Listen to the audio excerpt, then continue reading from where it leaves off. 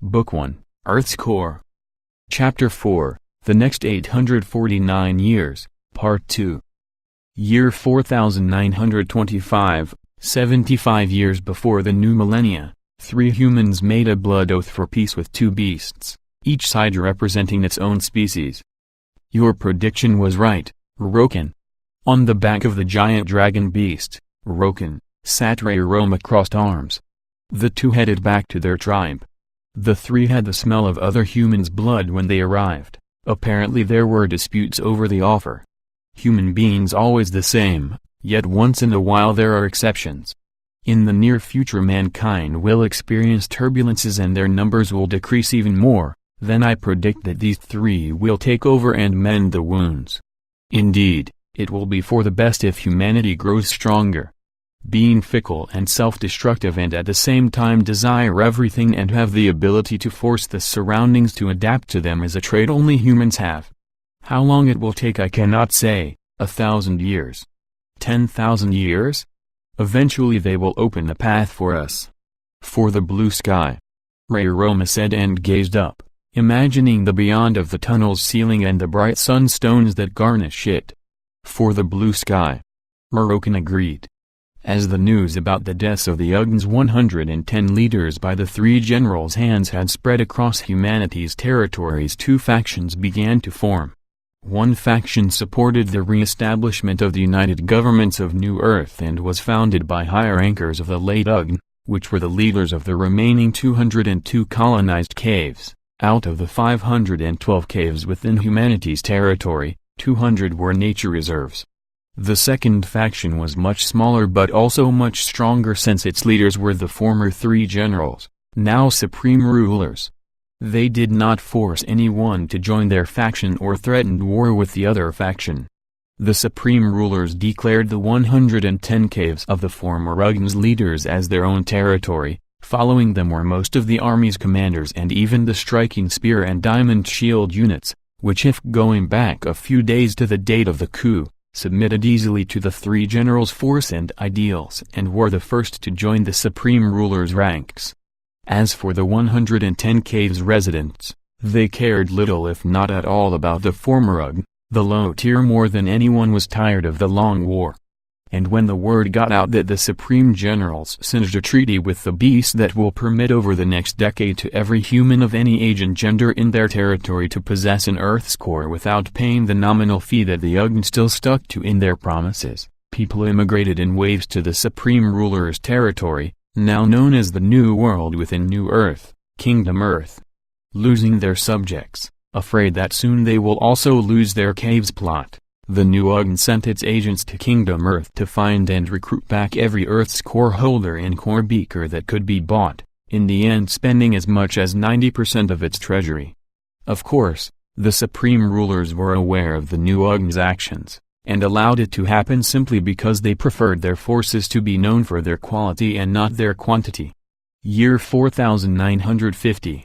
Number of caves within humanity's territory, 512. Population number within humanity's territory, 600,951,101. New Ugn's number of caves, 376. Number of nature reserves caves, 174. Number of populated caves, 202. Total population number, 470,100,088. Total number of troops, 170 million regular soldiers, 25,000 Earth's core holders, 5,000 core breakers. Kingdom Earth's number of caves, 136. Number of nature reserves caves, 26. Number of populated caves, 110. Total population number, 130,763,101. Total number of troops, non-regular soldiers, 20,000 Earth's core holders, serving, 20,000 core breakers, serving, 3 mist masters, current location, unknown. Year 5315. The supreme ruler's whereabouts has remained unknown. Kingdom Earth is governed by a council of 10 surrogates, all loyal to the supreme rulers and at the peak of the core breaker level. On the 6th month of the year, around the time for the half-year celebrations that represented people's gratitude towards nature for a good 6 months in Kingdom Earth, 15 bombs attacks in 5 different colonized caves occurred all at once and created instant havoc, resulting in thousands of deaths and hundreds of injured. The council immediately dispatched an investigation team to confirm their suspicions, but before the investigation team arrived to the bomb scenes another 19 attacks occurred, yet again, at the same time. The death toll rose to the tens of thousands, but there was one silver linings. A core breaker has managed to prevent a 20th bombing that was about to take place near his residence by noticing the menace that some Earth's core holders aura radiated just as he was about to commit the bombing with an unfamiliar device. The Earth's core holder was brought to and investigated by the Council of 10. After a few days he broke and confessed that he was sent by the UGN and he doesn't know how the device he was given works, only that after he got to the designated location, he was supposed to feed his aura to the device. The Earth's core holder finished by telling that he had to obey the UGN, that they threatened his family, that under the surface anyone who doesn't enlist or found unfit to serve is sent to labor camps that mine for Earth's cores. Hearing so far, the council was furious. For the last couple hundreds of years they did not meddle with the UGN, and the UGN, in return, did not cross the border of 2 species to look for Earth's cores or asked Kingdom Earth for the right to participate in the search for Earth's cores that takes place every year within 10 caves in the Beast's territory. From the beginning that privilege was reserved only to the followers of the supreme rules. And then there was that detonation device. It was metallic and round with grains of sunstone inside it. Now, since humanity was divided to 2 factions, the UGN, for the lack of Earth's cores, has pursued every field of science, with the current resources available to it, that could improve its army, while Kingdom Earth advocated the proper teaching of Ariel Dauch, one of the supreme rulers, and others who studied Earth's core and the phases of its advancements, different practices to better cultivate the mist and the laws of formations. The Council of 10 did not sit idly and sent an emissary to the UGN. They had no doubt that in a war their forces can wipe out the UGNs, so they waited and kept searching for planted UGN's agents in the kingdom. 2 days later, the Council's scouts reported strange movement of the UGN's army, and a day later the UGN replayed officially by deploying its army to Kingdom Earth's territory.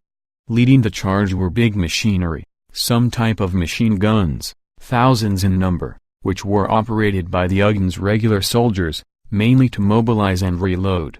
Cautious from the unknown capabilities of the red and silver machine guns, the Council responded by sending 10 units of 100 advanced Earth's core holders. What followed was a complete massacre of the Earth's core holders.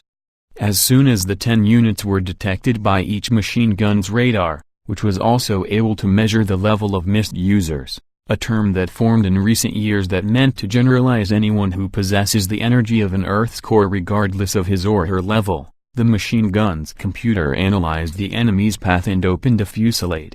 The 1,000 Earth's core holders acted by executing the most basic move for defense and warped their bodies with a brown layer of mist energy, yet the countless rounds were too terrifying.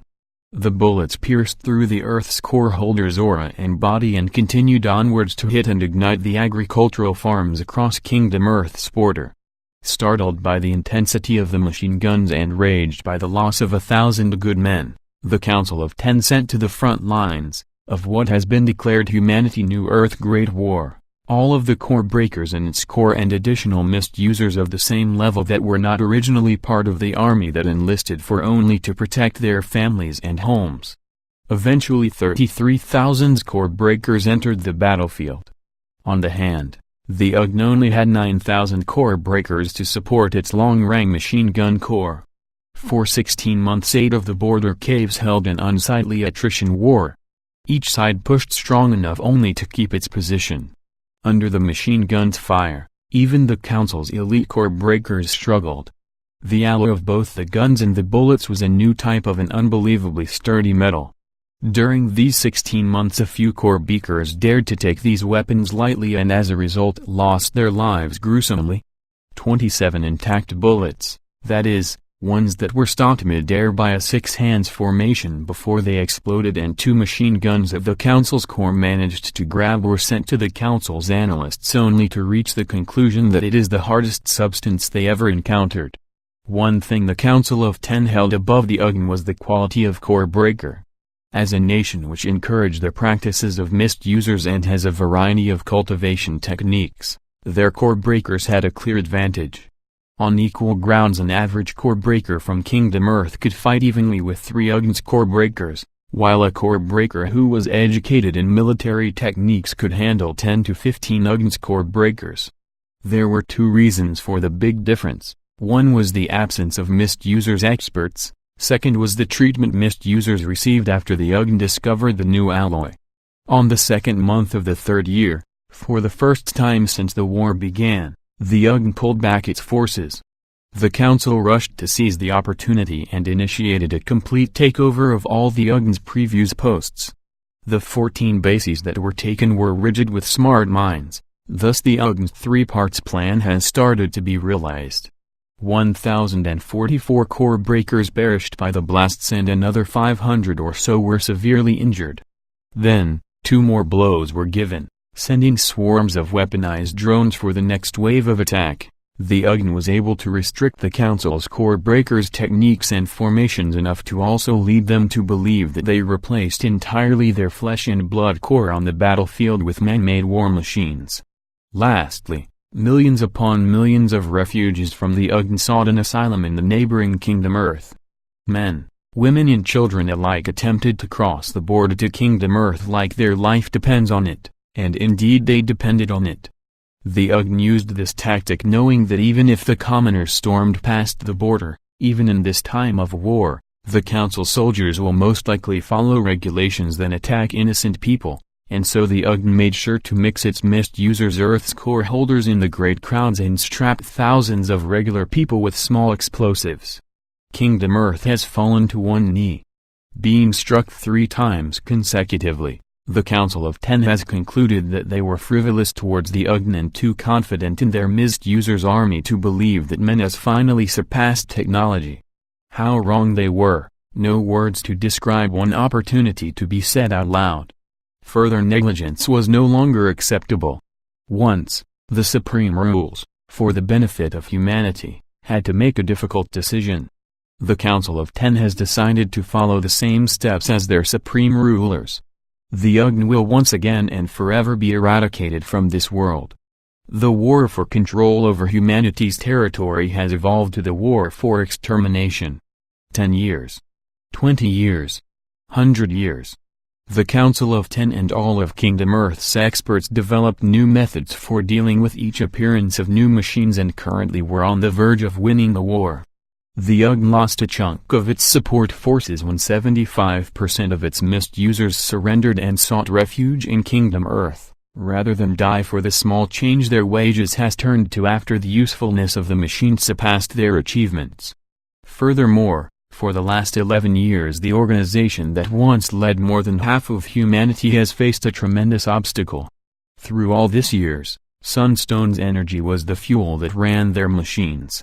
The bigger a Sunstone, the purer its energy, and the purer the energy the more destructive force it could generate. Till now, the UGN could extract the energy of Sunstones up to size of 50 centimeters in diameter, and in all honesty, even that was an above and beyond operation that required utmost delicacy and maximum accuracy when the smallest mistake could lead to disaster. But at this point in the war even that kind of force has been neutralized by the enemy Ten Souls formation. The UGN's long-range A-class weapon BC, beam cannon, and close-range B-class weapon TBD, Thousand Blades Dancer, when surrounded by the Ten Souls formation, that could expand to over 10 km in diameter, were nothing more than expensive tin cans with energy depleting in an alarming pace. The UGN had only one move left, a last resort that their lead scientists estimated has 20% of success and as of now accomplished only in theory. Combining a Sunstone's energy with an Earth's core's mist energy. To clarify, extracting the energy of either Sunstone or Earth's core of any size is by no means an easy task, and one the UGN spent years developing. It occurred while mining for Earth's cores in one of the UGN's 15 labor caves. After digging to a depth of several dozen meters, a woman worker waved downward her pickaxe to break a boulder that prevented further excavation.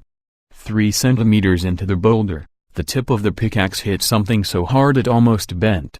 That is how the UGN discovered the black pearl metal, named after the woman worker. Shortly after, additional tests of the pearl metal produced incredible results. The metal was as hard as the Earth's cores and sunstone's shells, or at least couldn't be penetrated by any of the UGN's scientists' efforts. Then the UGN's engineers began to experiment on ways to melt and forge the pearl metal. After a while, regular forging methods were blatantly revoked and were deeming ineffective. Limited due to their meager resources, the UGN's engineers explored for new ways of forging, commencing with embedding the pearl metal with mist-user's energy, which unlike other substances had no effect on the metal. Then one engineer came up with the idea of using some of the collected water that seeped from above the ground and see if the pearl metal will have the same reaction as the small sunstones.